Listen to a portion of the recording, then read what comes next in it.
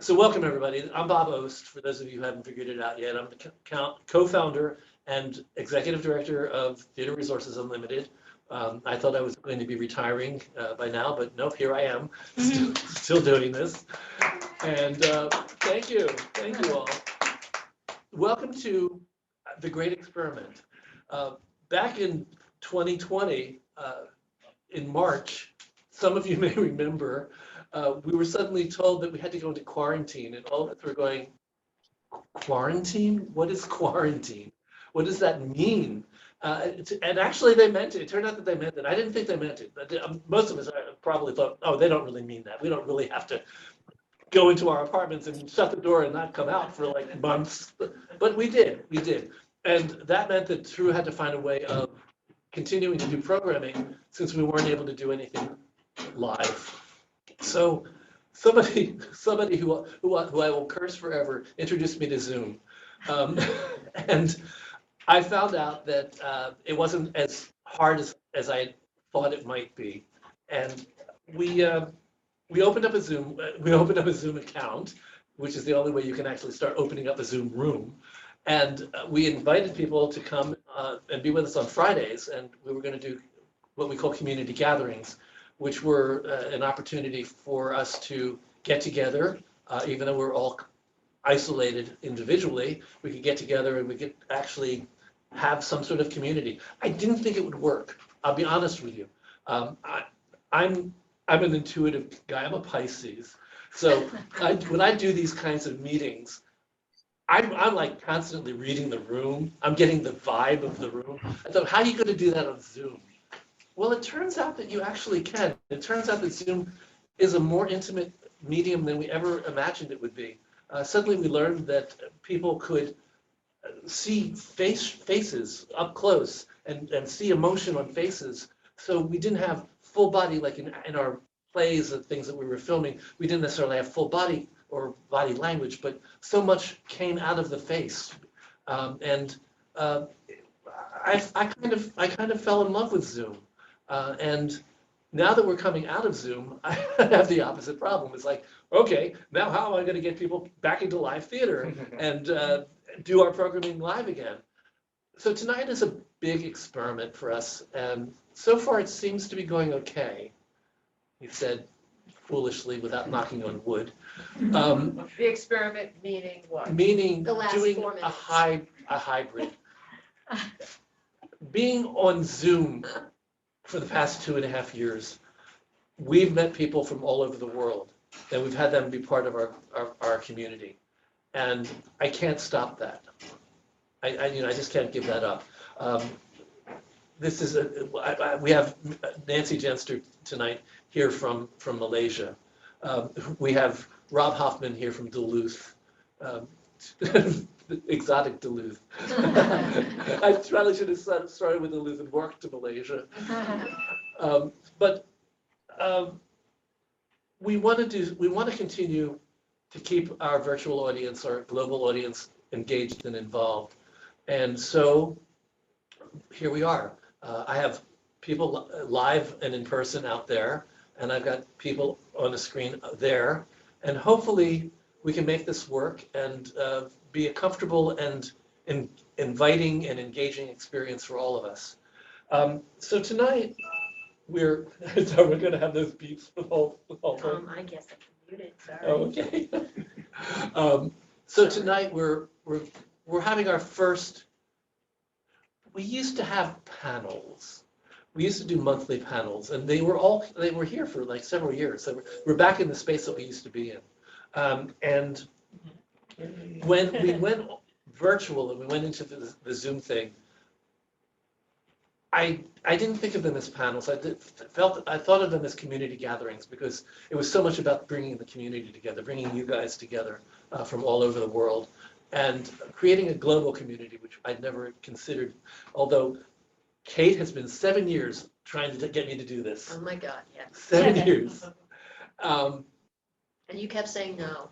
Well, I just didn't know how to do it. Vehemently. I didn't know how to do it. I didn't know. So we finally adjusted. There are people that have asked me in the past couple months, when are we going to do something live? And actually, we did do one live program in late July. We actually did a play reading at the Actors Temple. But that was not streamed.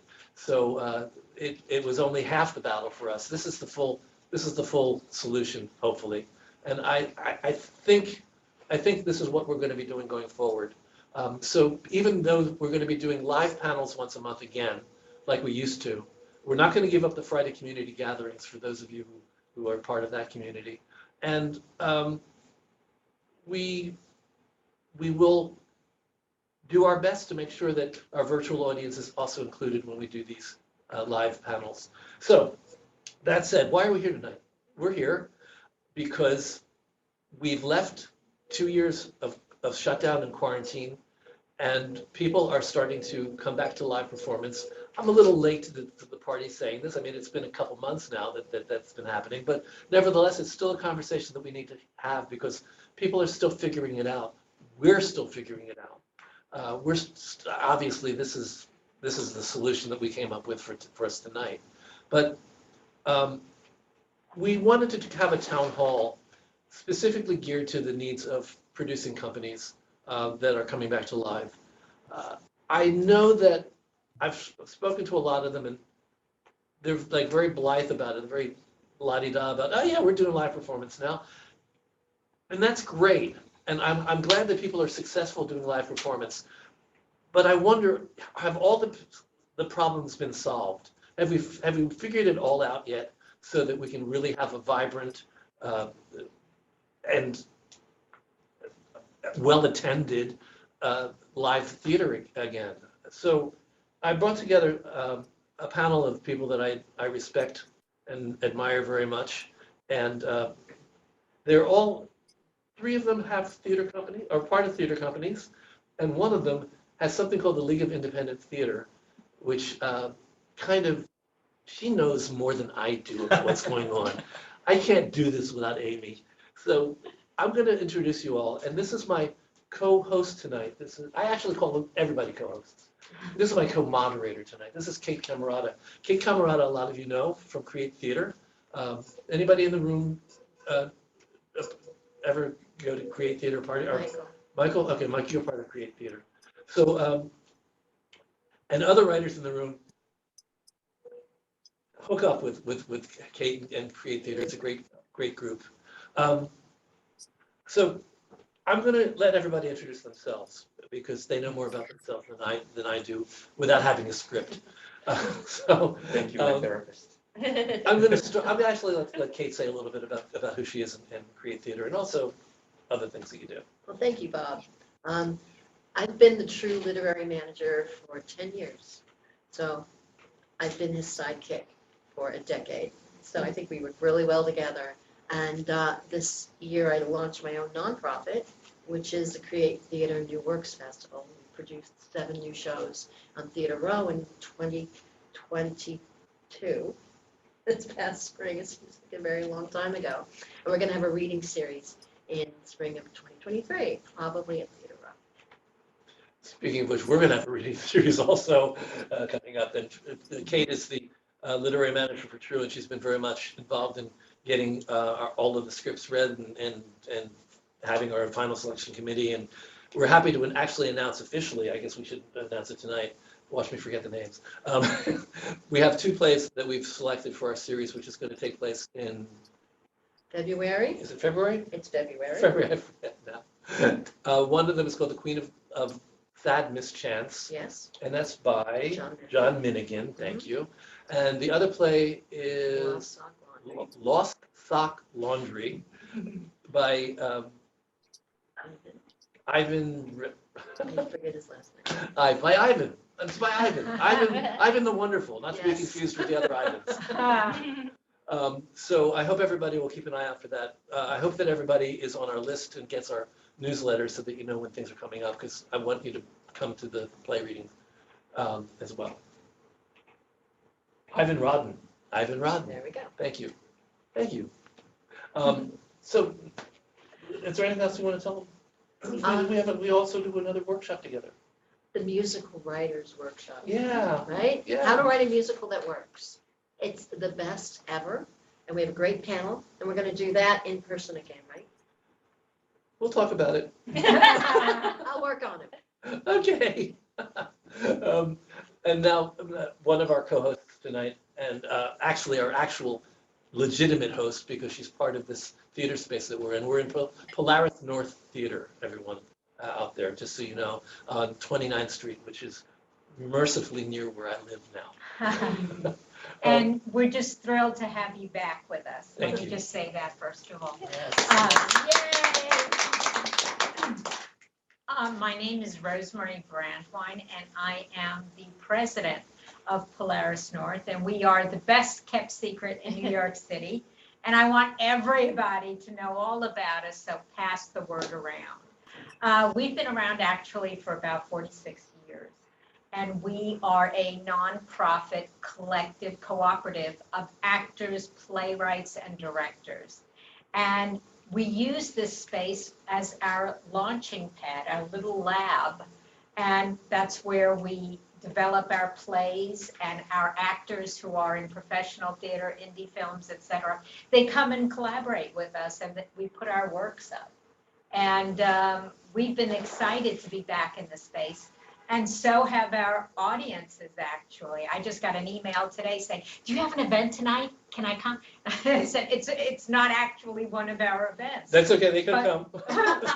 If I had known, I would have said yes. Absolutely. But, you know, they couldn't wait to come back to live theater. And actually, we had a New York Stories show just about a week ago, and we had something like 80 people over the course of the weekend, which was a big deal for us. Normally, we'd have over 100, but 80 was a nice number to start with. So that's who we are in a nutshell, and what we do. Well, this is interesting. Sandy, we have 23 people in the room, and I don't see 23 people. Yes, if I drop down the chat, I can switch from screen to screen, but I can't do the Can't do chat. both. Oh, I see, okay. Well, well, let's continue. That was a tangent. A tech tangent. A tech tangent, yes. Yeah. Hi, my name is Amy Todoroff. I am the managing director of the League of Independent Theater. We are a 501(c)(3) nonprofit, which means we operate as a business league. We engage directly with political leaders, elected officials, city organizations, and other cultural leaders to advocate for a healthy New York landscape for small theater artists, independent theater artists, and production companies, as well as venues. So I'm delighted to be here. I'm thrilled at some of the things I'm hearing from our community. And happy to have this discussion with you all. Thank you. Yeah. I consider you crucial. You know a lot more about what's going on out there than I do. You do. Yeah. New to me, and I'm so pleased to meet you because I have admired you for many years now. Ariel Estrada.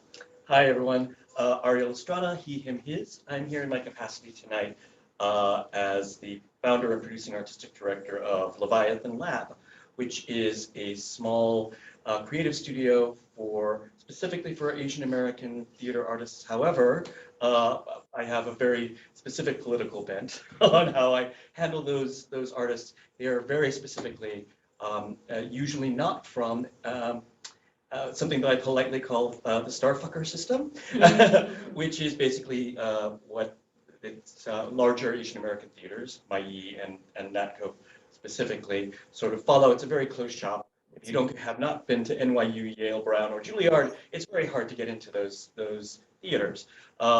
And I will just flat out say, if you don't go to NYU, Brown, or Juilliard, or Yale, you are probably not of an economic class that can afford to go to any of those schools. Maybe Yale now, because of thanks David Geffen.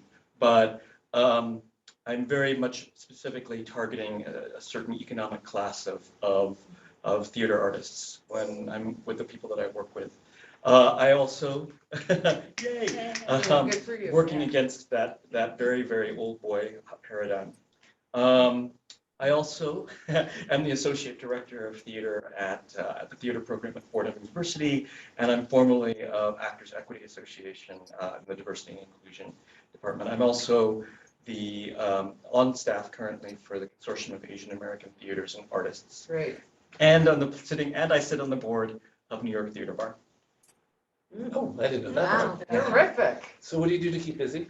I don't sleep. That's how I don't keep busy. Lorca and I are old friends, and I'm so glad to have you here. I'm always glad to see you. Been a Lorca, while. it's been a couple of years actually, but we've seen each other online. Yes, yes. So Lorca, tell us a little bit about Multi-Stages. Right. So I'm the founding artistic director of Multi-Stages, which is my name is Lorca Paris, and it's a multicultural theater company, multicultural and multidisciplinary. And we are celebrating our 25th anniversary this November. Unfortunately, we have not produced live theater since November of 2019. So that is the wonk wonk on that statement. But I have loved producing and directing for 25 years with my own company. I also teach at NYU, speaking of rich schools, in the Strasberg studio, which I love. I'm also a Strasberg trained actor, but primarily I am a director and also a writer. This has been a very tough time for us, very tough time. And I don't know how theater companies are whistling Dixie here and jumping around and happy, because most of us are terrified. We're not terrified of getting COVID. We're terrified of the amount of money that we need for support right now, because, and we'll talk about that in more detail. I don't want to take that over. But anyway, I'm happy to be here and representing my wonderful company, Multi-Stages. Do look us up. We do gorgeous work, and can't wait to get back on the stage. Thanks, Lorca. Thank you, panel. I'm going to go around the virtual and live room so that we can all meet each other. Although I'm going to start the conversation with a couple of relevant questions to the panel, I want to make the majority of tonight about you out there asking us questions and telling us what it is you're concerned about. I don't want to make assumptions about what matters to you. I'm thrilled, weirdly thrilled to hear that you are having a hard time, because I was also like bewildered by so many companies that saying, oh, we're producing, we're getting audiences. Like you're getting like 90 people to come see your shows and see performances and all that. Yes, it's. But are there long runs? No. There we go. That's the problem. Okay. It's a long, we're going to get We've specific. never done long runs, We'll get yeah. specific about it. So let's go around the room and let's start from the back. Let's start with Michael DiCatano. Introduce yourself. As if on camera. Writer. They'll hear you. Okay. They'll hear you. Okay. Playwright, lyricist, composer, member of many BMI workshops. Current musicals are Miss Humanity and Rewind, and my play is Location, Location, Location. Cute. Michelle. I'm Michelle Rissy, book writer, lyricist, composer. Working on a play called 2020 at Mass. It's a bit breaks into more vignettes about quarantine life. Yeah, it's just kind of a big life here. Yep. Thank you for having me. We're alive. We're alive. There's only one thing wrong with the Johnson baby. It's alive. Scott. Scott Sublett, writer of screenwriting for Neurotics, professor, playwright, Harry, the Royal Musical Comedy. Oh, okay. Leslie, why don't you say hi? I am Leslie Lynn Meeker, and I am an actress for many, many years, and a longtime member of Polaris North here, the theater cooperative. And I'm happy to be here tonight. I'm happy to have True back in this lovely panel, and all of you here, and you on Zoom. So thank you. So there. Yeah, Thank you. so there. Thank you. Pearl. Theater buff extraordinaire, theater hanger-on. Just happy to be here to soak up this delightful atmosphere. Oh, thank you. Welcome. Sarah. I'm Sarah. I'm a new True member. Yeah, I'm primarily a stage manager, but I'm looking to expand my horizons. And we're going to pull her into PDMP immediately. That's our producer program. Gwyn, Hi, Gwen McAllister, playwright. Just so excited to hear about all these different organizations. It's amazing that New York is so rich. And I'm learning new things every day, and I can't wait to hear more about what you guys have to say, so I don't want to take any more time. okay. Sandy, say hi. I'm Sandy Silverberg, first producer with Sanford Silver Productions. Currently have a play in development called Way Out, written by my late wife, Diana Amsterdam. And I'm on the board and board chair of True. Thanks, Sandy. I appreciate you very much. Gary, Gary Hughes, co-founder of True. that's concise. No, I actually, Owen, with your help, I'd like you to unmute the people in the room so we can meet you guys. Tell us who you are, where you are. We'd love to know I'm sorry. Tell us where you are. We'd like to know where you are. And if you're involved with a theater company, let us know that as well. You want to call them out? Let's start with Gloria. Yeah. Unmute. I can't hear you. Unmute. Okay, I'm unmuted. And I'm delighted to be here. I'm a follower of theater my whole life. I love it. And I would love to be writing plays and things, but I'm busy writing poems and publishing books. I'm a publisher. Nice. Welcome. Frida. I'm a playwright, and lately I've been producing my own plays, and I had a successful play up in Harlem in 2017, and this summer I was able to develop a great cast, and we did something at Open Jar. We had a table read at Open Jar, and I just want to learn more about this community and move forward. Cool, welcome. And I'm Adela.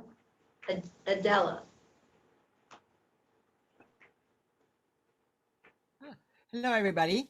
I'm so delighted to be here. I am the vice president at Polaris North, and I'd like to welcome all of you as well. And I'm an actor, director, and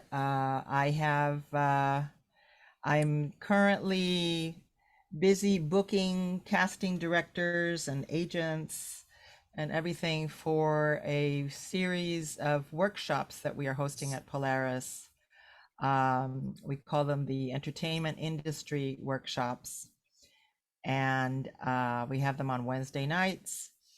And we invite actors that are, professionally looking to re-network after this kind of, forced isolation.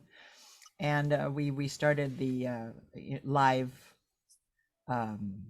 auditions, and it's been just wonderful. So Great, thank you. Rob Hoffman. Yes, hi everybody. I'm here at the Planet Hoth, made famous by Star Wars, the movies. No, I'm a member of the PDMP class, the Foundations class right now, where I'm learning all the ins and outs of producing, and we have Blair Russell as our leader there, and a good group. And some of my classmates are I see here on the Zoom, and I'm just excited to be here. Thank you. Great. Always good to have another PDMP person. Attica.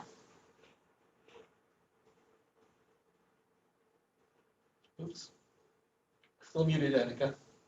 Still muted, yeah. There we go. Can you hear me now? Yeah, that's good. Hello, my name is Annika Paris. I'm in Los Angeles, and I am a writer, a lyricist, a composer, and an educator. I teach at UCLA performance and songwriting, as well as at NARIS, the Grammy. And I've worked a lot in theater, writing and composing for theater, and done some work with Lorca quite a bit with multi-stages. So I'm very, very interested in what's happening and how we're moving forward. And I love theater and I'm an advocate and I'm happy to be here. Hey, thanks for coming. Maureen.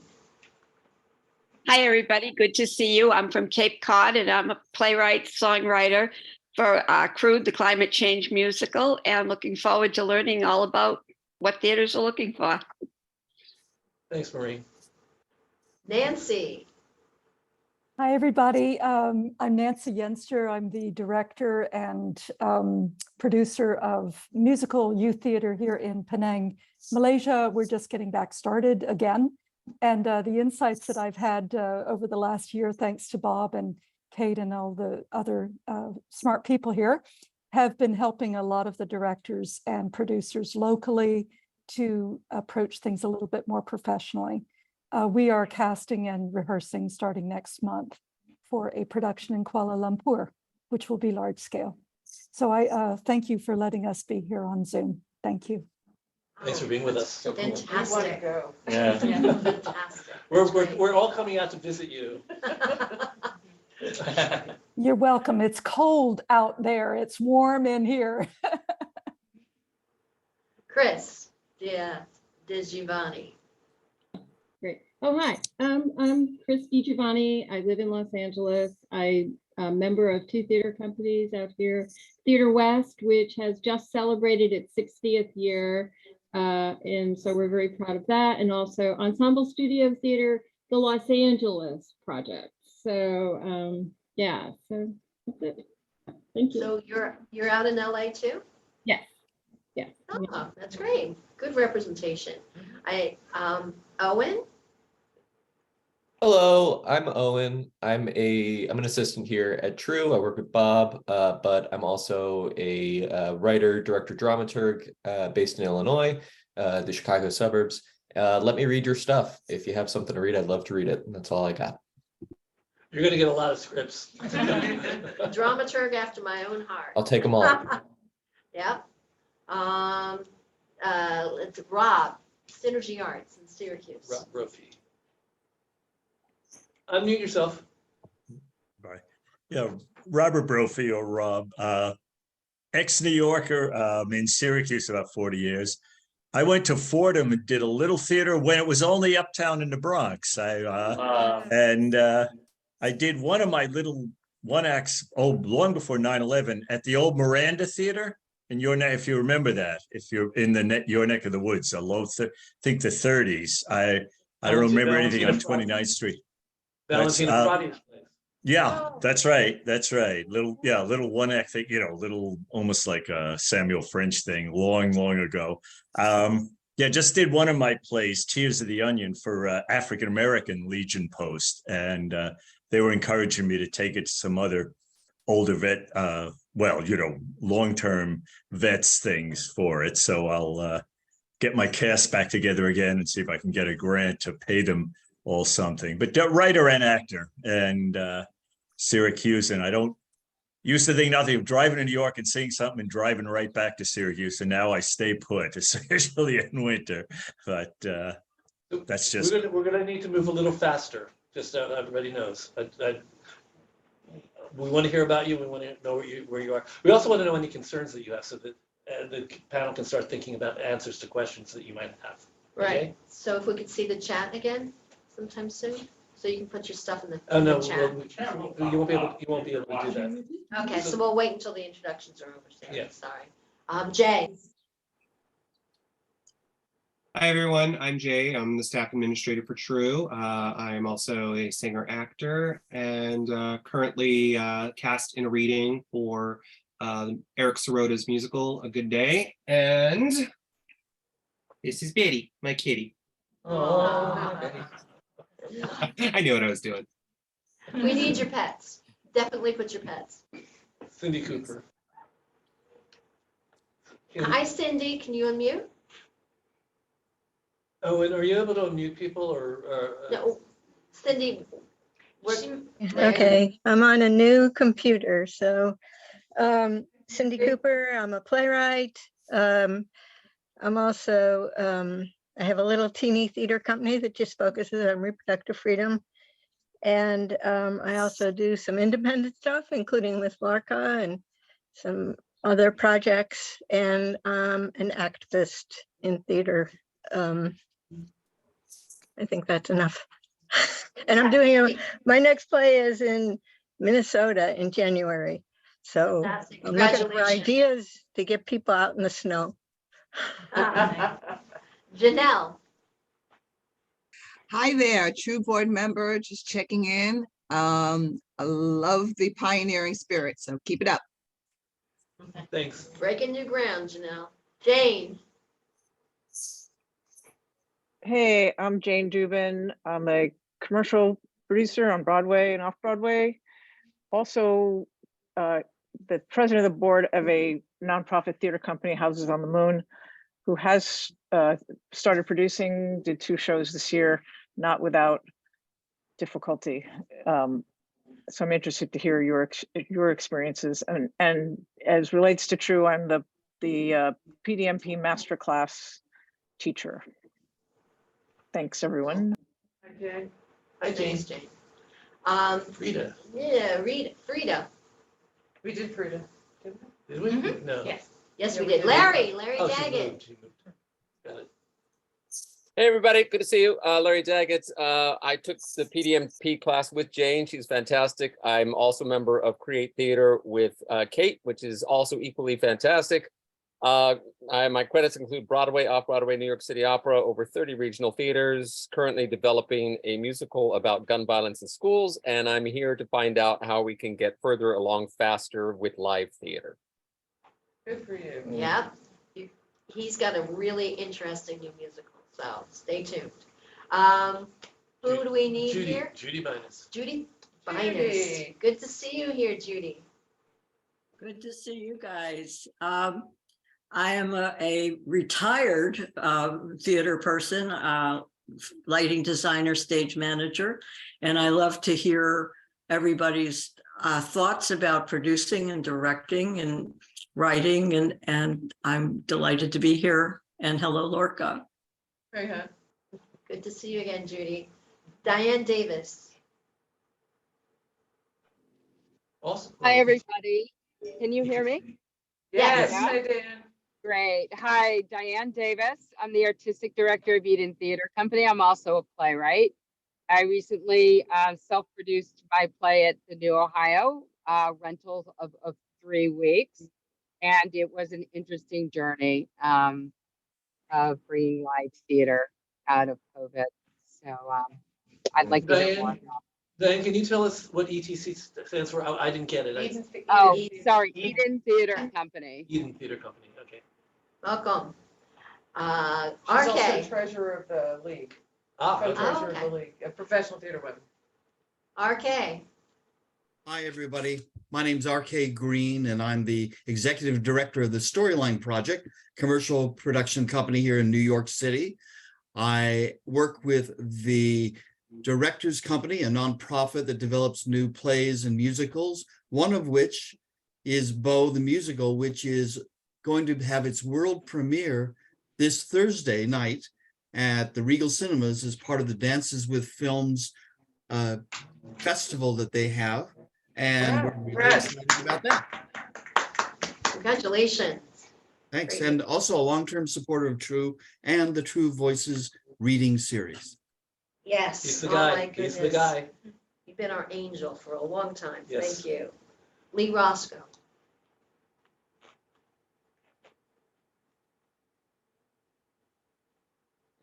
Lee Roscoe and then John Watts. So John, you also can be prepared to put your mic on. John, why don't you jump ahead in the line? Sorry for jumping ahead. There you go. Yeah. Can I continue or should I? No, continue. Go ahead. Okay, well, my name's John Watts. All very, very grateful to be here. I developed a musical, or I am developing a musical called The Crossing since 2018. We're now on our 5th rewrite. And basically it's a revisioning of the famous Emanuel Leutz painting of Washington crossing the Delaware. And our very inclusive cast really brings a new light to those events through the eyes of mostly unknown characters, but everything is historically accurate. And we hope that it's something that could be produced on a high school Or in 2026, we have a big anniversary coming up. So Broadway would not be out of the question if that happened. Oh, That's ambitious. congratulations. Good for you. You know what I miss? I miss the little emoticons, so I'm giving you a heart. That's a Yeah. great project. She just gave you a heart. Yes, I can put the heart in. There you go. There. We think in Zoom virtually now. Yeah, Gratefully there. accepted. There you go, thank you. Lee, are you able to come on and meet us or not? It's okay. It's Well, okay, we'll we're get gonna- back to Lee. Yeah, we're gonna move on. So guys, I want to start with just a little bit about what your experience has been right now, and then I'm going to hopefully open it up to questions. Owen and Jay, you're tracking questions in the room already, right? Yep. I see Yep. it. And are you getting them? No, I'm not. I'm Okay. trying to follow on the All right. chat. So let's go back to let's start with Polaris, our hosts. Rosemary, so you've actually had success in coming back to live performance, but it's in just a couple of performances. It's not been a long run. So it's a sort of a different issue. But you still have the same issue of needing to somehow or other bring money in to keep running. Absolutely, and that was a big worry of mine. When we started up, we had done a reading, and that was very lightly attended, and it was a concern. And then I did a workshop performance of my play a few weeks ago, and I opted just to do 2 performances because I was concerned we wouldn't get enough people. Well, oddly enough, we got 65 people over the course of those 2 performances, and the response was really quite wonderful. And some of them were totally new to our organization. I still have to do a deep dive into the numbers. And some came from our mailing list, a smaller percentage. And then when we just did our New York stories, which was a collection of short plays over a longer period, 3 performances versus normally what we would do is 4, or now we're able to do 6. We just did 3 and we had a little under 80. So we thought, and people told us they were so happy to come back. They loved the quality of the shows. And some of the people who attended were a whole new audience for us. And so we did not know, was word of mouth clearly from members in the show. So But that raises a question though. If a lot of them were new audiences, a new audience for you, what about your old audience? Are you having any trouble getting your old audience to come back that to was a live? concern of mine. I did look at some of the numbers, and I felt that some of our audience either left New York, was no longer interested in coming to the theater, was sick, or had passed away. So I thought a significant number of our mailing list was impacted, and I was truly concerned. But then when new people came through word of mouth, I thought, that's great. Now I need to get them on the mailing list so that we can amp up future attendance. It seems to me that it would be a good idea to do a mass mailing to your entire list and say, are you still here? I think that's something we have to consider. Yeah, because one of the key questions that we're all facing is how to get our audiences comfortable in the live space. So clearly we made a choice tonight. We didn't require masks. I'm very mixed about it. Part of me would want to require a mask, but then I figured I'd be terrible trying to moderate a panel with a mask on. Right. I just can't see how I could do it. Mm-hmm. So I'm going to come back to you, Amy. What's going on with your theater company? I am producing something in February, thanks in part to the Episcopal Actors Guild. We received a wonderful grant from them to be able to produce a show called Learning How to Read by Moonlight by Gavin Trinidad. You may have said this before. What was the last time you produced with your company? The last time, well, I produced live or last time I produced? Live. Last time live was back in 2019 at the Tank. Yes, 2019, late 2019. A huge thing with, with 10-minute play festival with about 60 different actors. It was glorious. And it was. It's the best show ever, right? Yeah. Those were the days. It was glorious, but also delightfully grown together. There's only 10-minute Joyful chaos. Joyfully chaotic. There we Yeah. go. And turns out it was a good last hurrah before we went before things all went south.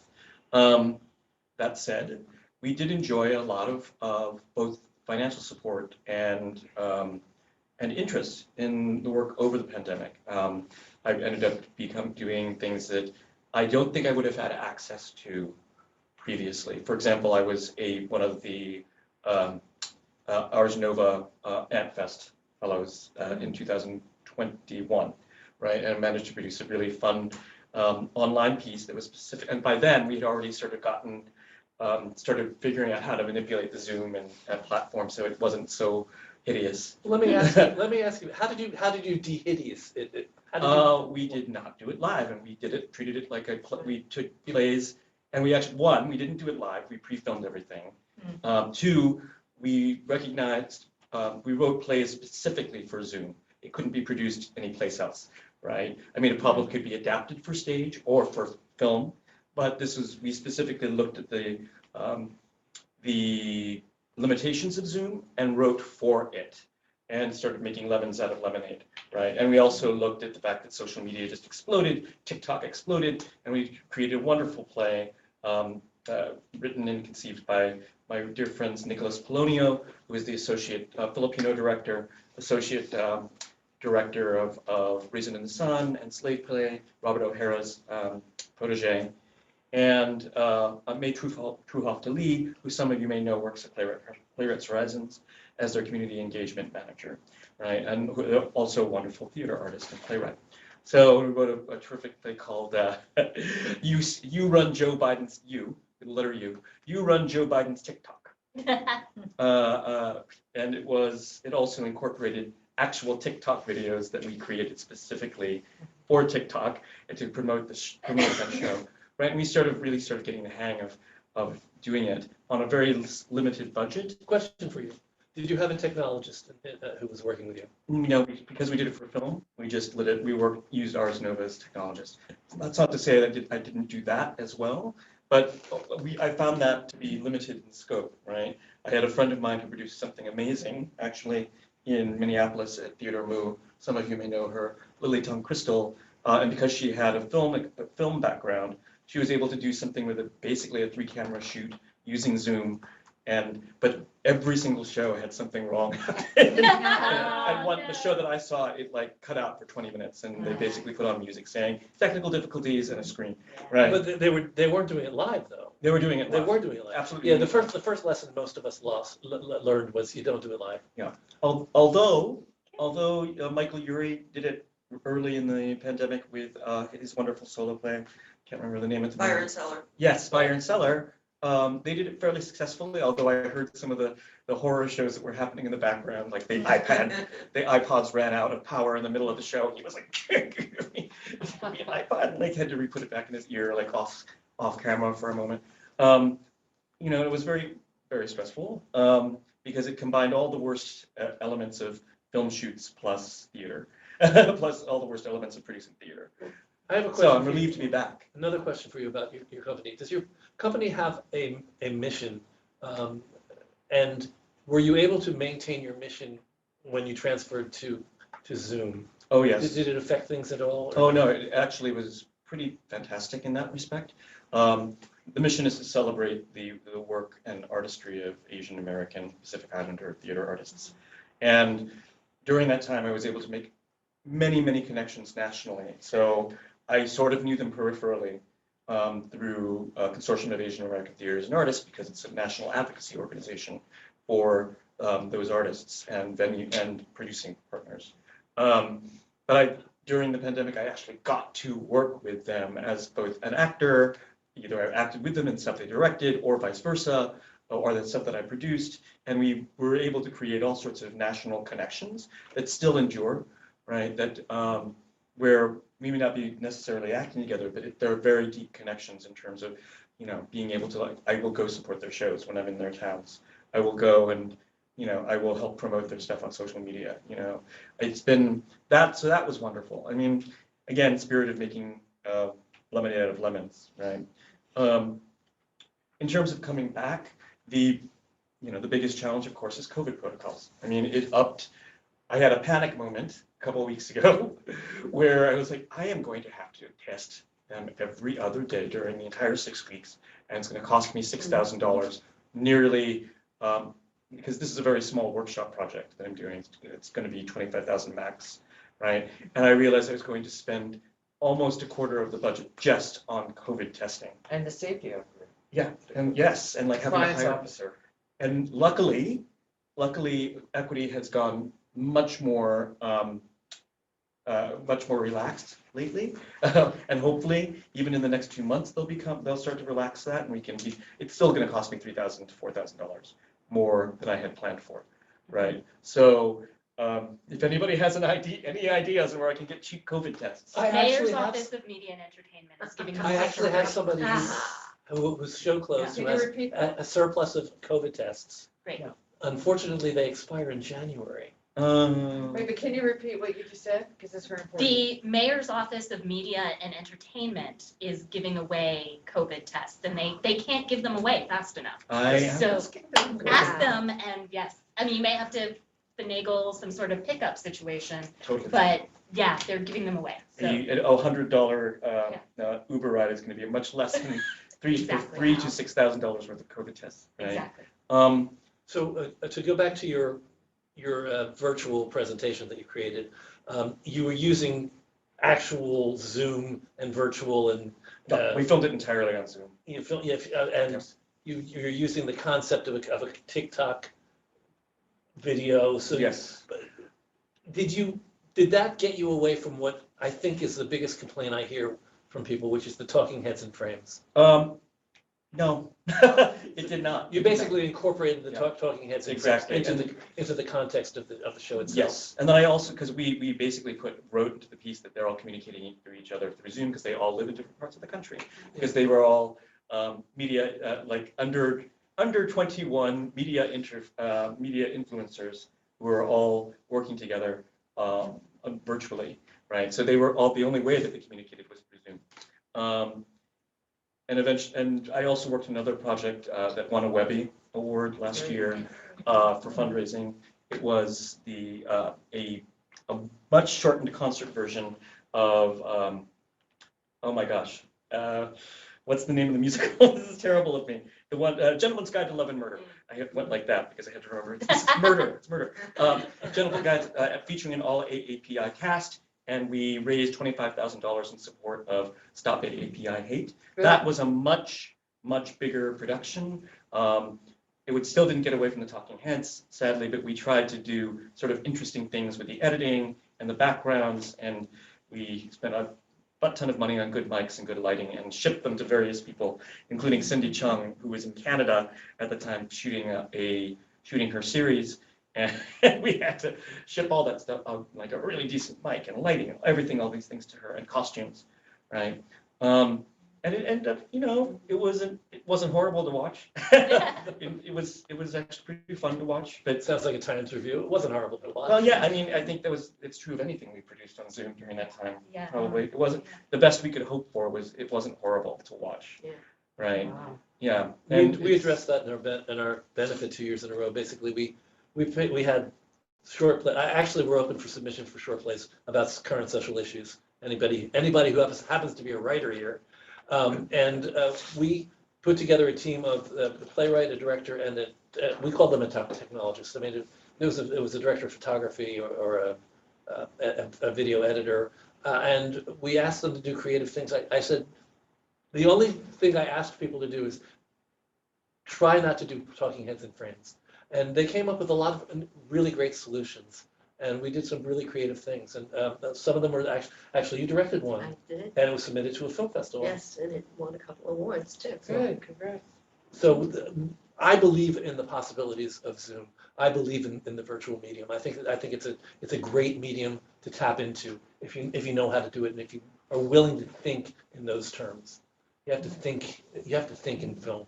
I'll talk more about this later because I feel like I've manipulated the time too much, or talked too much. But it did make me think about doing different new ways of doing theater, and technology, of course, is here to stay, and we're going to have to deal with it. And I think and not deal with it. We'll have to celebrate it somehow. And I have some ideas on that score, but I'll bring it up later. I would like to just quickly name a truth is that streaming and Zoom has increased interest in live theater. And the theater companies that are embracing it, that are finding creative ways to stream works or to engage their audience with Zoom, are seeing a comparative increase in their live audience as well, because there's a deeper relationship. It's not a competition at all. Streaming is not taking audience away. It whets their appetite for the live theater. However, the question that always comes up is, if it's streamed and filmed, is it still theater? That's an interesting question. There is no, I will tell you everybody right now, there's no answer to that. It is the answer that you want it to be. I can tell you what Equity's answer is to that. So prior to the pandemic, and I was not involved, fortunately the pandemic, of course, cut a lot of that short. I'm sure it will start coming back. They were having huge talks about, with the success of oh my gosh, it was Hamilton first, right? They did the live version of it, right? And it ended up being marvelously successful, and they were already starting to plan and work with both SAG-AFTRA and with all the various other unions on how they could start doing filmed versions. Because to Amy's point, they found out that it was another and very lucrative revenue stream that added to at least commercial producers' pockets, right? And that it didn't take away, like to Amy put it exactly right, it didn't take away, but it added the interest to live theater. That, of course, is much more of the realm of commercial producers who can afford, who have the deep pockets to be able to do that sort of thing. But I'm sure as independent theater runners, we can start thinking of other ways to do that. I don't know what yet, but if there was anything from the pandemic that we learned there, it is possible. We just have to be able to make sure that Equity is on the same page with that, right? Because they still are the old rules are still in effect where you can't film anything. Right. So but a lot of us are going on SAG-AFTRA contracts. I mean, that's what I'm doing for my benefit. Our benefit is coming up, and that's probably what we're going to do as well for the play reading series. We'll film it, and I've been through the whole process with SAG-AFTRA, and it's a very easy contract to work with. I'm on the micro budget contract, in case anybody had any doubts. That's how I did the Joe Biden project. I said, screw it, we can't do it with Equity. We're going to do the best we can, or we'll have to do it with SAG-AFTRA, and it ended up working out terrific. I would just like to add, in terms of Polaris North, Zoom has been a tremendous boon for us. I was going to ask you about that because you didn't mention it. Right. We hadn't anticipated initially how successful it would be. And we discovered that we developed an audience all over the country that we never had before. We also have members in different parts of the country. So when they submitted work to us and we put it up, we had suddenly an audience that we never had before and tapped into, and they were very, very generous with us. So for us, Zoom will always be a part of our theater toolkit. It's not going to go away at all. Whoever thought that we'd have affection for Zoom? I feel the same way. It's like, really. So, Lorca, you have a completely different story to tell. Well, yes and no. I'm his twin here. Ah. Okay, so Multi-Stages is our mission is to, we cross cultures and we cross disciplines. So we work with people who write from different cultural perspectives, mixes of race, on stage, behind the scenes, and all of us. I'm half Puerto Rican. My father was Sephardic, half Sephardic from Iraq, and half Polish. So I'm a Sephardic, Polish, Puerto Rican woman. And I always was drawn to mixed cultures because it's part of my background. And also I always felt we had, our voices weren't as represented as they should be. So when the pandemic hit, and it wasn't just the pandemic, it was Black Lives Matter, it was all the protests that were going on, everything that was happening knocked us all for a loop, And I was afraid to go and march in the street. I'd never not been in a march in my entire life. I've been in hundreds of marches. I've gone to Washington, D.C. I can't tell you how many times.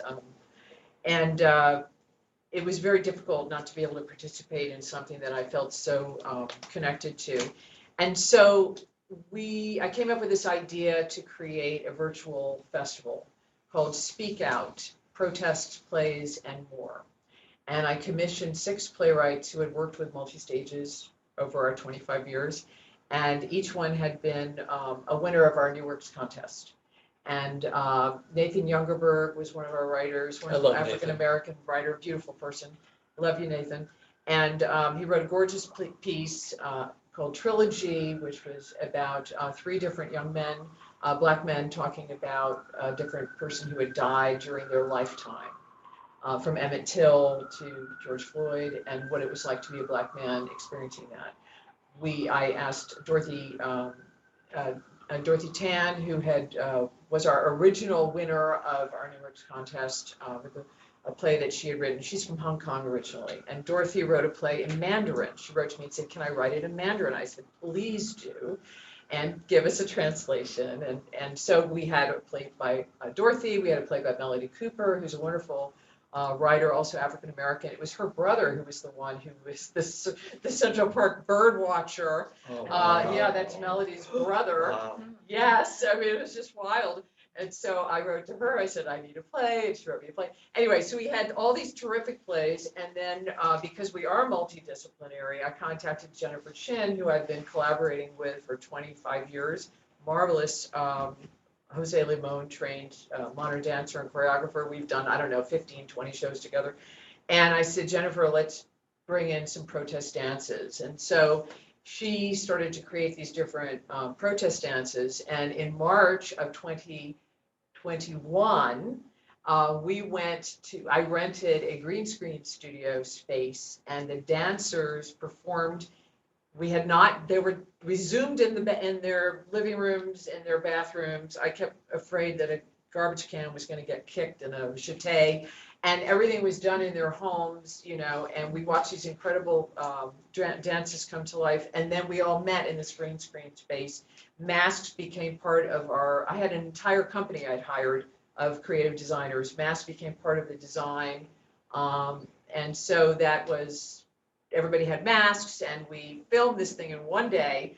We did it all in front of the green screen, and then the genius Jan Hartley came in and created the most incredible projection design on every single frame. And we had original music by Sun Hee Kil, who's a wonderful South Korean composer and sound designer. You know her, I love her. And anyway, just an incredible team. And this team designed every single show.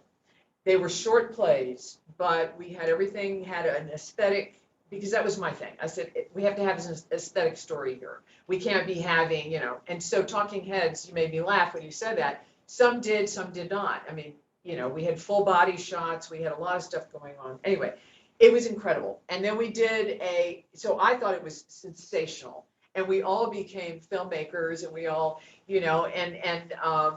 my Eugene Ma was directing the play in Chinese. Yes, and he was in China. And so we were rehearsing at 9 o'clock in the morning so he could, get to sleep by 1 in the morning. It was insane. Anyway, we did it, and I loved it. And I was so proud of this production. And we had a town hall meeting, and a dear friend of mine, William B. Du Bois's great-grandson, came on and spoke with us about protesting and art and our missions in life. And it was just phenomenal. So I'm holding on to that. That was 2021 as one of the greatest things that I think Multistages ever did. And if I never do another production live for our company, I'm happy to exit on that. I do, however, want to do another virtual production. So we are in the middle of talking about doing it with the same team. Beautiful play called January about, you talked about a gun musical. It's two mothers, one son kills the other kid in school. They're young, they're 12-year-old kids, and it's a conversation between the women. But it's a multimedia play, and Multistages is multimedia. We've been doing multimedia since 2001. So to incorporate multimedia, to create social media, to create the phenomenal aesthetic that we can with Zoom, with pre-production through, editing and everything. It's expensive. It's about $25,000 at the base, but we can get the support for it. I want to do it live, but I'm afraid to do it live. Why are we not doing it live? Because of the money to support around the problems. So yes, the money there for the $6,000 for the masks. The other problem is we rent theaters, so approximately $5,000 a week. So now you've rented your theater for 3 or 4 weeks. You've got your tech week, you've got your performance week.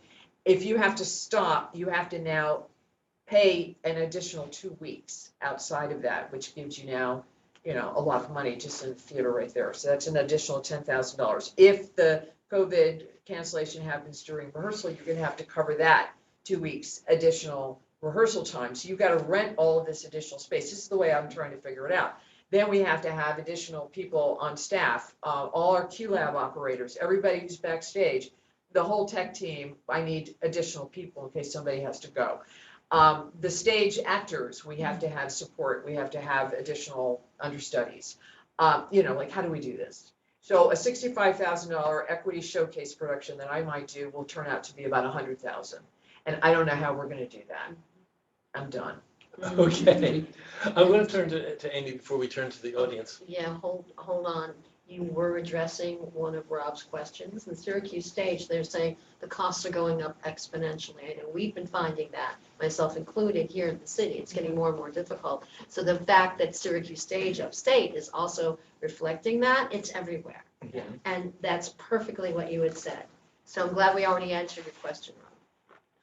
So, Amy, I want to bring you into the conversation insofar as I assume, and I might be wrong, that you know what's going on with a lot of your companies, your member companies. Are there any success stories? Any people that are successfully coming into live performance? There are success stories. And again, I can't speak for every theater company, and every theater company has seemingly insurmountable challenges.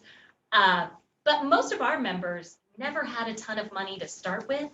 So they're used to working with budgets of 0 to, they're used to working with next to nothing. But I consider myself, I'm a cynical optimist. I expect things to not go well, but then when something does go well, I really cling to that. I think it's I really believe in something when it's going well. But yeah, I've heard a lot of success stories. That doesn't mean it's easy, that nobody is having, a smooth sailing time. But I think, speaking to what Lorca so passionately described to all of us. I'm Puerto Rican. There has been a real readjustment to how we use time.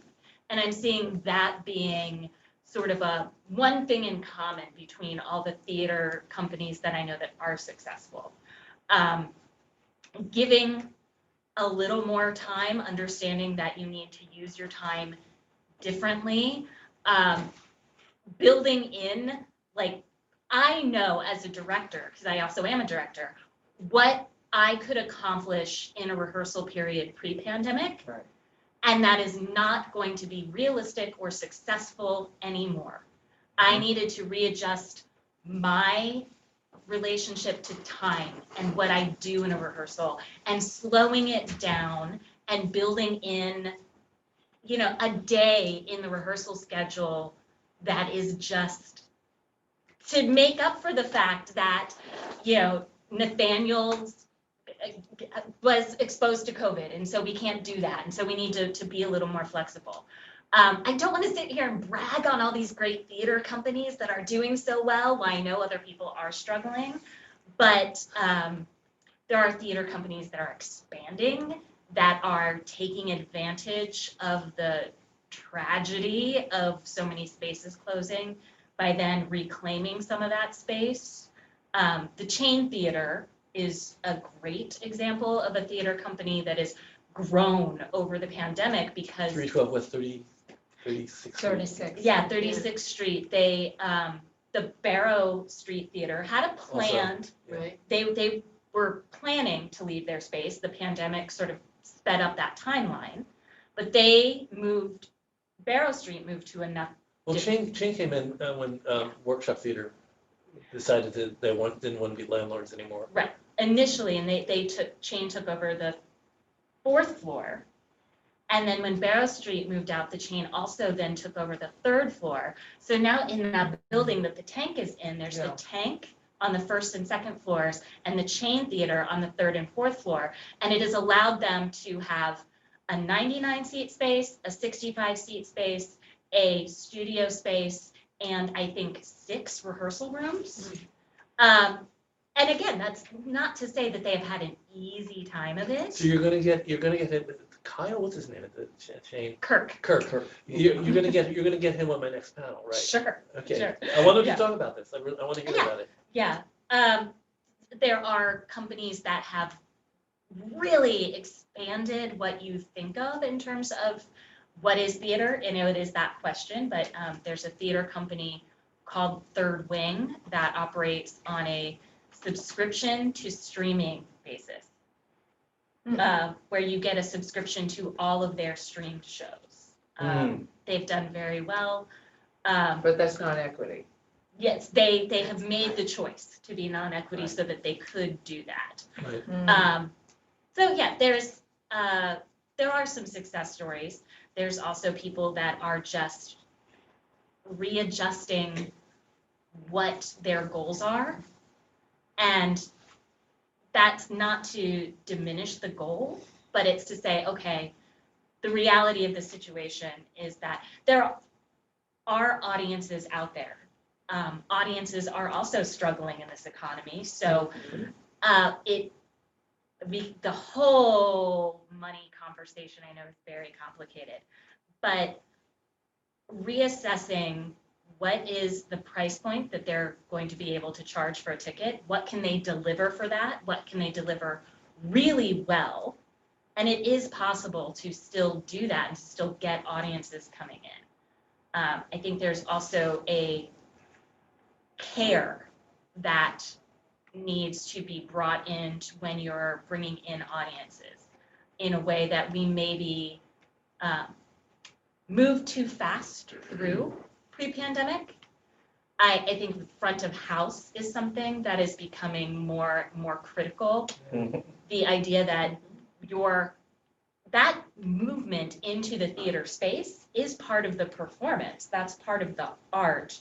So you have to have the front of house staff that is able to treat your audience with care and make them feel secure, and whatever this wild west of protocols is that we're all trying to figure out what works best for your theater company, whatever your protocols are, that is clearly communicated and consistently communicated for your audience so that your audience knows what to expect and knows that they are safe in the space. Well, we brought up a tremendous number of points here. I want to move to the questions because I think we have a lot of them. Can we ask whether anybody in the room has a question? So if you guys have a question, just raise your hand up and we'll address it, all right? Because we want you to participate as well. So Annika. We don't want you to feel left out of the Zoom.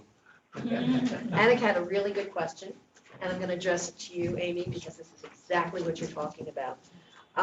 Annika says, do you think that the new paradigm will be hybrid live performance, combining live and Zoom? And then the second follow-up is selling tickets on Zoom, just in case a production has to be altered for a live audience. So what's our future here between recorded performances and live?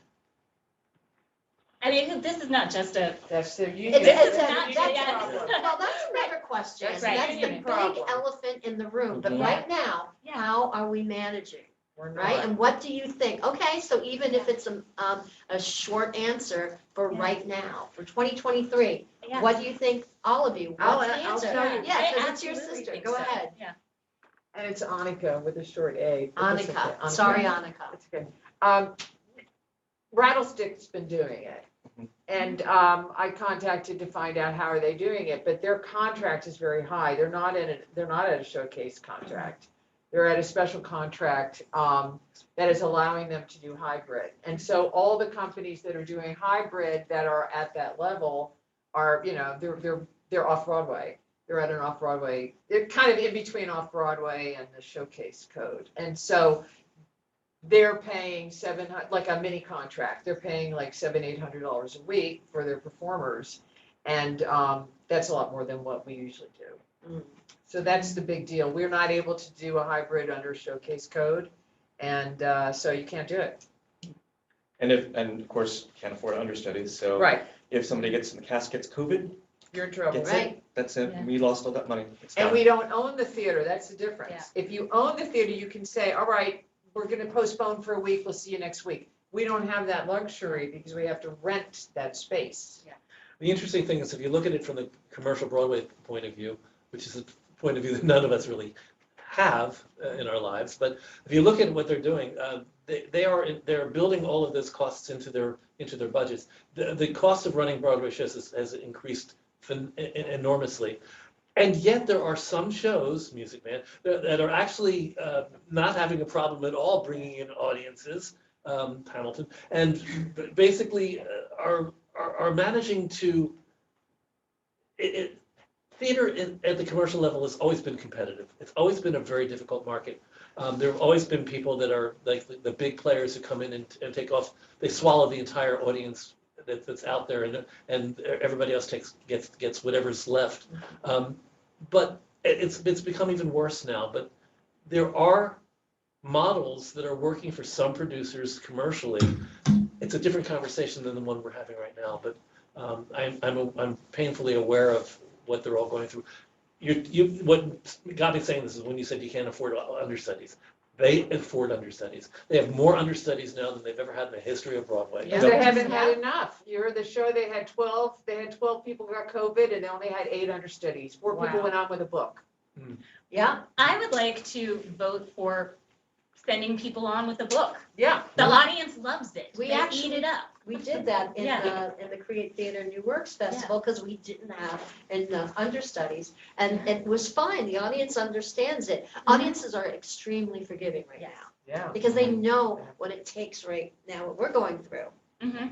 Now, interestingly, also, playing off of what you were saying, Equity might want to take a look at revising their codes in some way to allow the possibility of having understudies and having the.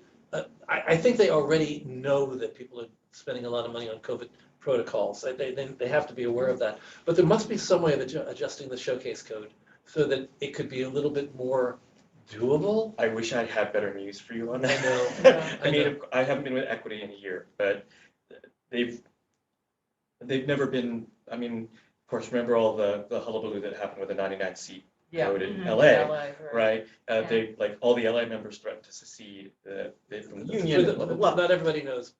Basically, do you want to explain? Yeah, a couple of years back. It's like 10 years at this point. Yeah, oh gosh, it was 10 years ago. Life They basically got rid of the LA version of the showcase code, which was a great contract. Yeah, and they required all contracts to pay at least minimum wage, right? Which immediately put a bunch of theater companies out of business. They simply couldn't afford to do it, and it was roundly criticized at the time. and from now that I'm no longer with Equity, I can say that I also roundly criticized it. It favored people with money, essentially, and people with trust funds, who or only dilly-dallying in theater because they made all their money in film, right? And it's just it was racially and class-based exclusion to have that go through. I can say that now that I'm not with Equity. And they learned their lesson though, and they realized they could not get rid of the 99 seat or the Equity Showcase Code because they knew they would get a huge blowback from members like me, right? The 1% who actually work would love to see the Showcase Code go away because it would, there's no polite way of saying this, because it would get rid of the competition of the other actors and stage managers who would be create further hierarchy and exclusion to the benefit of those 1% who work. I may be working on an old statistic, but I remember reading an article which basically said that in a normal New York season, there were 30 to 40 commercial Broadway shows.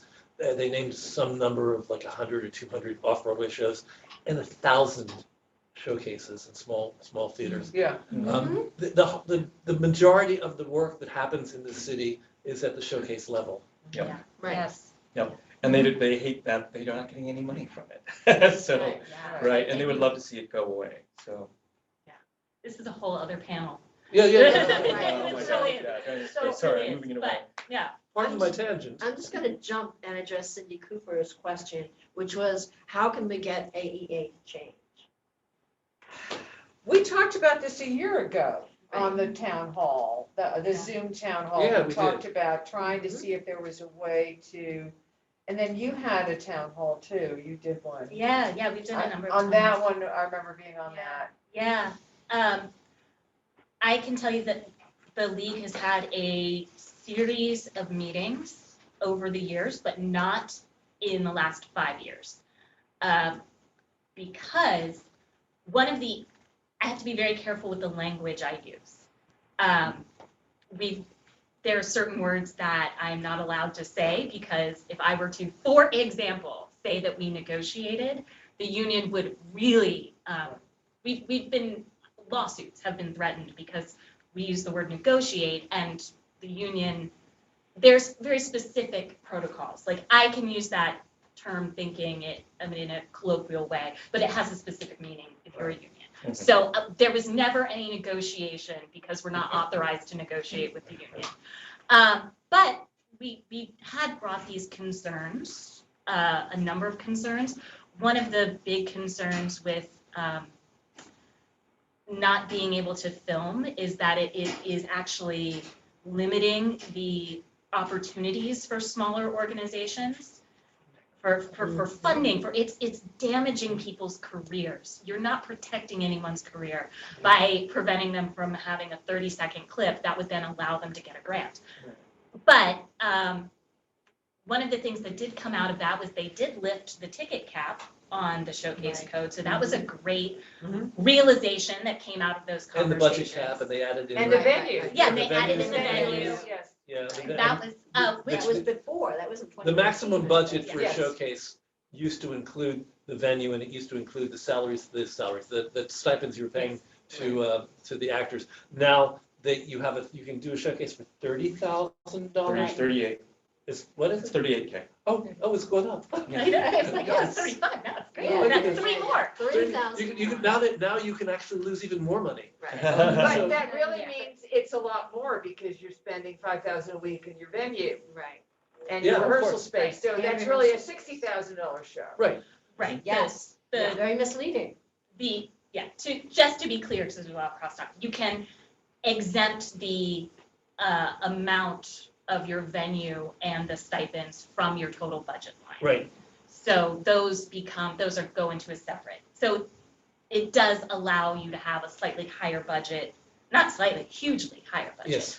I will say most of our members don't get anywhere close to the $38,000 limit for a budget. Really, $10,000 on an indie show is a generous budget. I mean, you asked the question earlier about changing goals. I mean, you saying that just absolutely made me think about, like, so has anybody read the article by and the study called Bright Spot Organizations by the Helicon Collaborative? It was done at the first recession about 15 years ago, but it still rings true about being brutal about your budget and the companies that are survive. I mean, I'm thinking about it too, very since we're about to enter a second recession, supposedly, right? About the organizations that survived that first recession. And they had many different things that put them in common, but the biggest thing was being absolutely brutal about, like, what you actually can afford and scaling back your activities to that, even if it means you had to let a lot of people go or not do as much or reduce the scope of what you do. Like, for example, I refuse to do shows on Showcase, or refuse to do shows that cost more than 30, because I've gotten burned so much by producing showcases where I spent $80,000 on a showcase for what? That's going to be seen, that has no return on investment, or has little return on investment. Actually, if you do the math, there no longer is a cap on what you can charge. However, there is what the audience will pay. Right. And And a if you limit do the on the math, amount of at audience. 99 seat house, because Showcase requires that you can't never use make anything it bigger right. than 99 times the number of performances that you're going to do. Somebody had said earlier that, are we heading into a world where we're going to do fewer performances?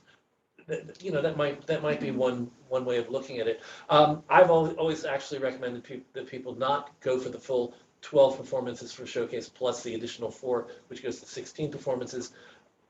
Because if you do fewer performances, all those people that are going to be like 20 people in an audience for your 16 performances will be bigger audiences for the fewer performances. But it depends on how long you've been, I mean, we're 25 years, people know us. Yeah, Audience. so you have your audience. Yeah, we have audience. Like, but I serve a very small constituency of Asian theater goers, which is not Asian American theater goers and Asian American artists. So it's not, I basically just don't produce full-out shows anymore. It's all developmental work.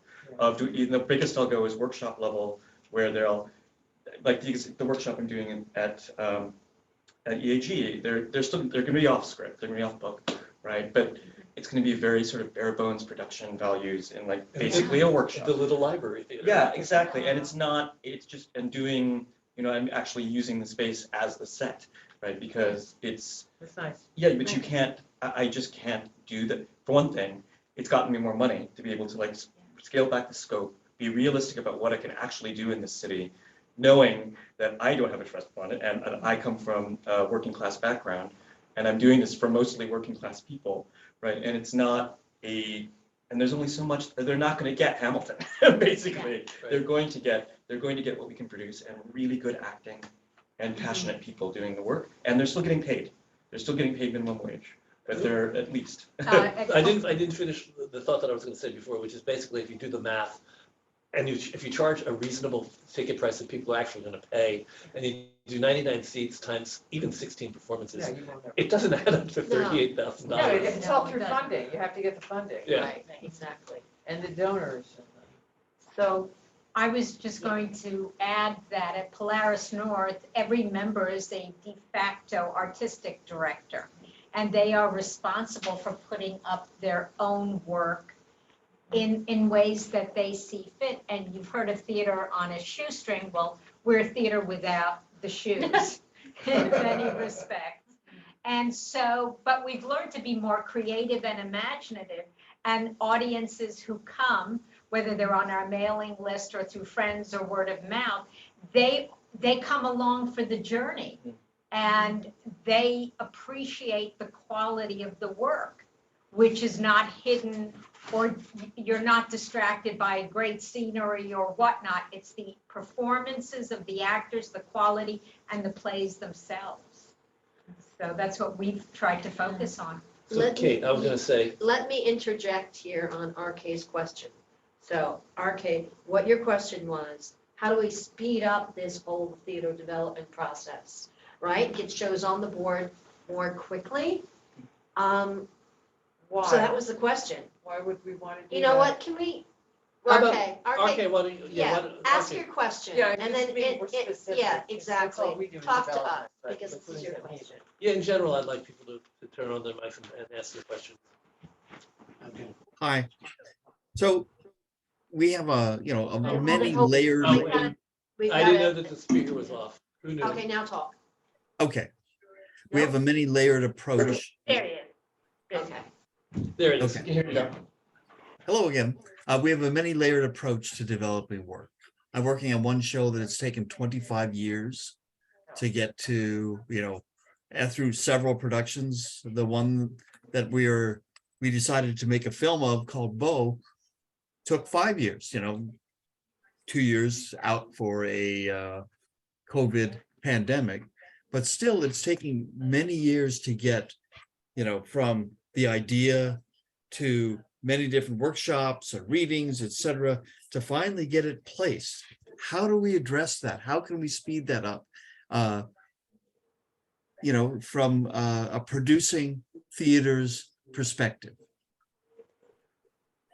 Is the problem the development artistically, or is the problem getting venue? I mean, what is it specifically that you're recommending?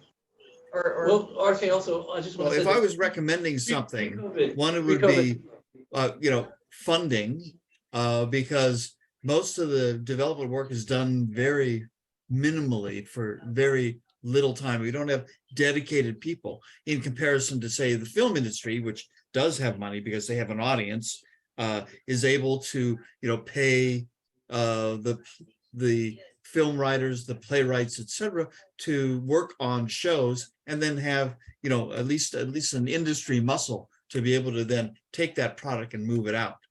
So that's one idea. Another idea is to, find ways to get something up and on the boards, knowing that it's not going to be perfect. It sounds to me like your question isn't really so much about how to speed it up in terms of time. It's how to get the money to do it right now.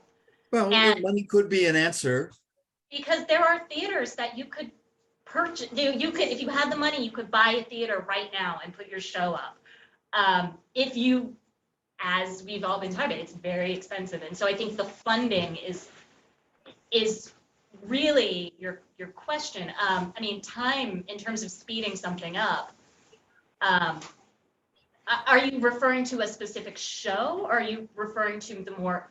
Well, let's just talk about the global US, process of developing a play. Kate, you have developed many shows and worked as a dramaturg and producer on many of these. And, True has been one of the great opportunities to actually get readings up and productions, which I've used over, now 2 decades, to get something in front of an audience to be part of that development process.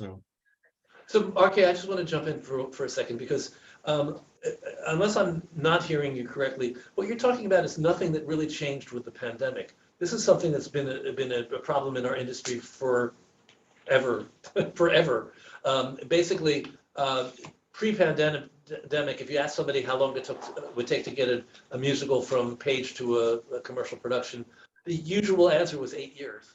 And it's always been a long process. The development process is just a long one. And the reason why I think it's long is because of caution.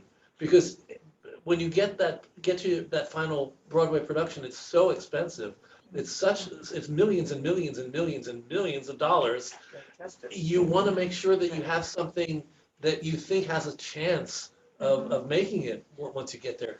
The truth of the matter is, you can develop something for a year, you can develop it for 8 years, and there's still something mysterious about what gets up there and suddenly works. What grabs the zeitgeist or the critics. Or the timing. You could start something and address a particular issue at one time that 10 years down the road is no longer the issue that should be addressed. Oh, that's true. That's the thing. And when you're developing a piece that has to do with something that's current, you need to move faster. So I think it's a question of a producer being confident enough and being daring enough to do it. But I think, speaking to RK's point, right, when you have so many different steps, and that's just part of the development process. We never know exactly how it's going to resonate until we put it up in front of the audience. It's a collaborative art, and we need their feedback, right? And then you revise. So all that takes time. But I think RK is speaking to the rising costs associated with every single step that makes it prohibitive. Is that what you're really speaking about? Yeah, that's certainly one of them. Time does cost money, and if it takes more steps, then there's still more effort has to go into it. I mean, you even take a look at Playwrights Horizons, which is a well-funded, well-respected 40-year development of brand new stuff. And what it takes them 5 years to get something on, and they're collaborating with other companies like with Downstate, the Steppenwolf, to be able to get that on. But it's taken years to get some of that new product out and up and get people to see it. I will say that one of the aspects of the pandemic that I really liked was that we did get time to think about new and different ways of doing these things and trying to dismantle not just racism and sexism and classism and ableism in theater, but also looking at the actual ways we are producing or trying to develop these works.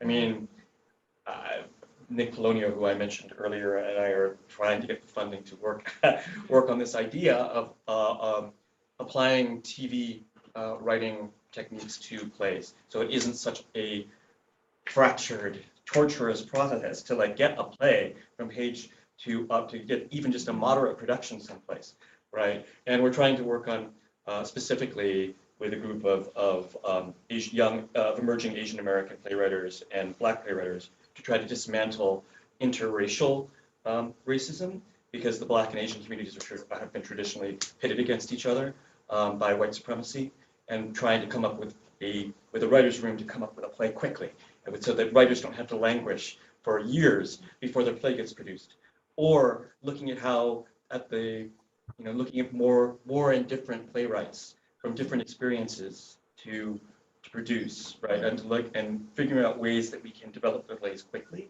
so that so they're not languishing forever trying to search for funding, trying to keep a roof over their head, working all these other jobs before they even get produced.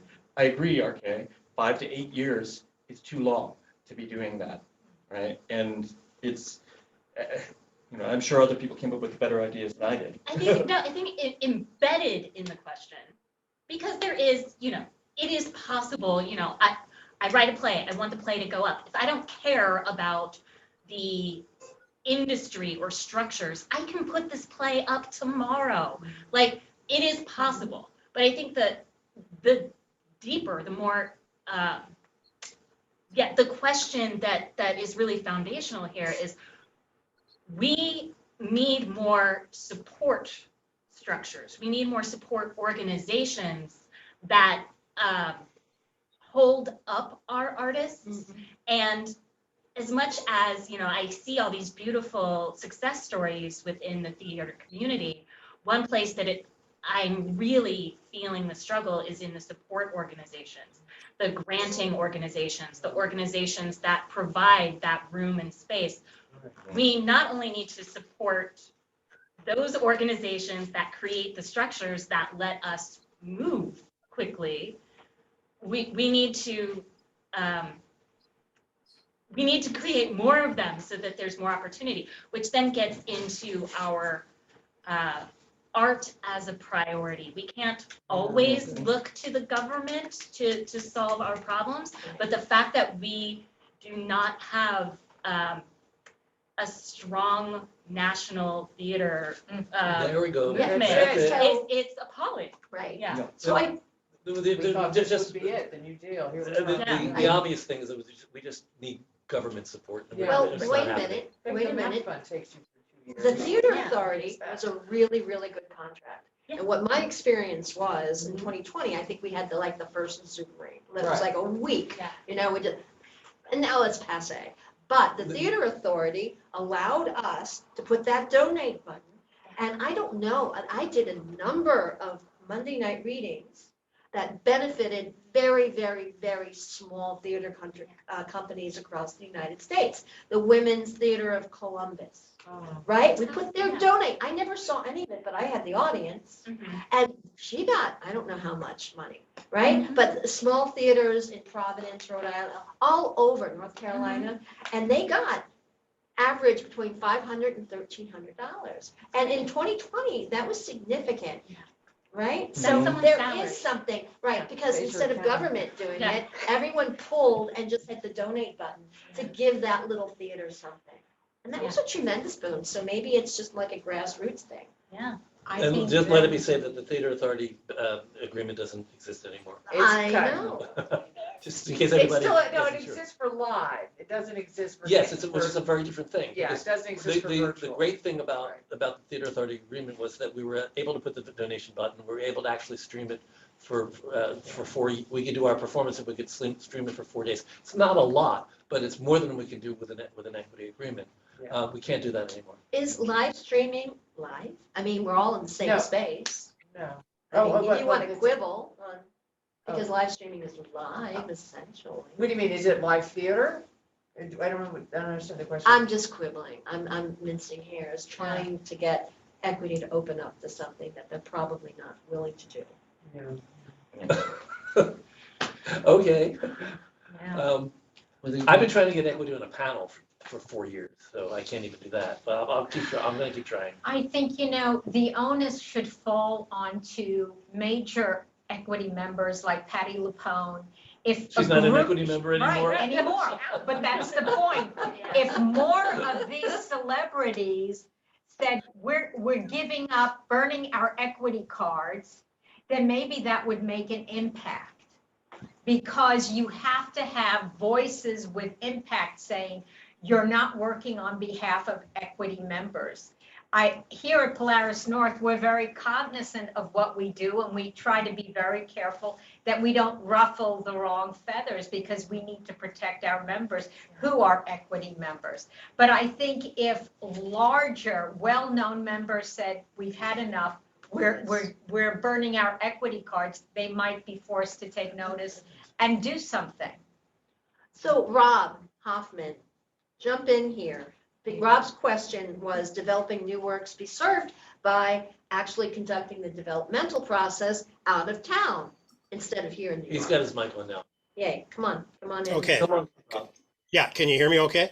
Okay. Yes. Yeah. Yep. Yeah. So, and RK was just kind of chiming in on this too.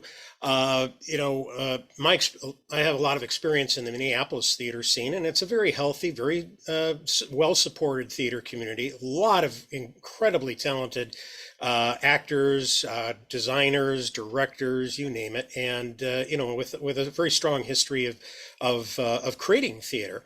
And there's a company here in Minneapolis called Theater La Di Da. Some of you may know of them, and one of their core missions is developing new musicals, new work.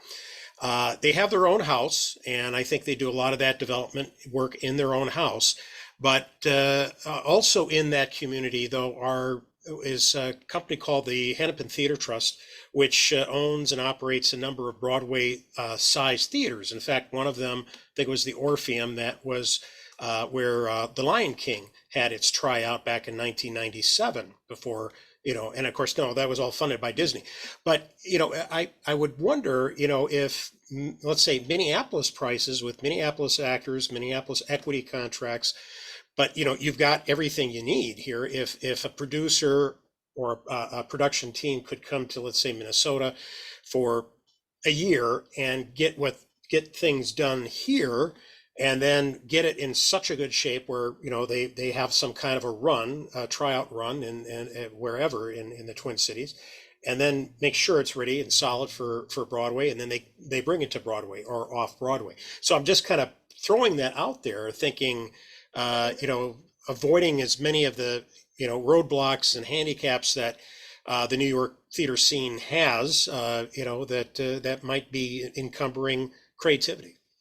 So, does anyone want to respond to that? I was hoping it would be a question. I was going to say that's been happening for years, and there are developmental companies out of town, but you have, I don't know about going to your city, but to take a play to a developmental out of town tryout includes enhancement money of a minimum of $50,000, and so that's always something to look at too. If you want to take but people have always been doing out of town tryouts before it comes to Broadway, before it goes anywhere.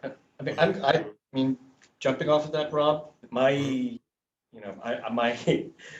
not, and the New Yorkers won't like to hear this, but I think one of the things that we learned from the pandemic is that the supremacy of New York theater is something that needs to be taken down like many pegs, right? Because there's wonderful theater going on all over the country. And thanks to the pandemic, to the demise of many developmental companies here, including, rest in peace, The Lark, right? But it wasn't just them. It was like several other companies that were dedicated to developing new work. Yeah, but The Lark wasn't because of COVID. That was everything. John just wanted to retire. Yeah, and it was just too bad. It was a huge blow to the community, and thankfully, page 73 is taking up some of that. But who else is taking care of some of that? Playwrights Realm in Minneapolis. Yeah, absolutely. Yeah, there's several companies in Seattle that are working really well. I think, and I can't. One of the other things about the pandemic that made me think deeply about the future of theater was the fact that climate change was slightly arrested during the pandemic because we stopped driving cars. Okay. So Right, and now it's back full force, and we're looking at like 10 years before a major event. We're not, it's 5 to 10 years at this point, that is going to be a tipping point, right? And we've got all these projections of what's going to be happening, including a lot of New York being underwater, right? So, and Minneapolis becoming warmer during the winter, right? And becoming very pleasant, and the breadbasket moving up, and all these things are not just going to happen within like a science fiction future, but we're looking in our lifetimes, you know, and as theater practitioners, and I know that's like, it sounds like that scene in Thor, the newest Thor, where they're making fun of the theater troupe, right? Of them thinking like the world-bending events are happening, and we're thinking about theater. But you know what? To us, this is the world, and this is what we do, and art is as just as important. It also impacts the world. Yes, Right. exactly. And So, it's gonna go I always on. say that theater is an opportunity to have people have conversations about things instead of fighting with each other. Yes. but in terms of our industry, we have to start thinking outside of New York and produce like Broadway is basically a theme park now, right? Yeah. So there isn't a lot of real theater happening there. Okay, So but the regionals are pretty smart. Yep. You said an enhancement at 50,000? That was about 5 years ago. Oh, So yeah. By now, we're talking, 75,000. No, More it's than it's that, like, like 200 depends on it the starts about community, 200,000 now. 400. Right? So where do they expect this money to come from for the enhancement? You know, the commercial producers. So, I mean, there's gonna be a shift in expectation or thinking somehow. Can we seg out of this? Because I don't think Yeah, there's we're off any, topic. We're off topic. we're just gonna keep going in circles. So the other thing is it's actually late. We have to end I really, want really to soon. end on John Watt's question because he's been waiting. Poor John. But I've seen so many questions, I just feel terrible. Well, I haven't apologize to been, everybody whose question wasn't addressed. I haven't been seeing them. I was watching all questions come in as They're we've been gonna talking. talk, I guess. Okay. I'm sorry if we missed but John Watts about YouTube seminars or Zoom. We are the Can world you famous. please just walk into the room, please, John, and just ask your question instead of having me read it? Just when he says he needs to sign off. John, are you still there? Did he just sign off? I think he did. Too bad. Sorry, John. Dinner time. Yeah, he All signed off. right, all right. So should we still ask the question? What was the question? Sure. YouTube webinars or Zoom of similar audio and video quality? What's the question?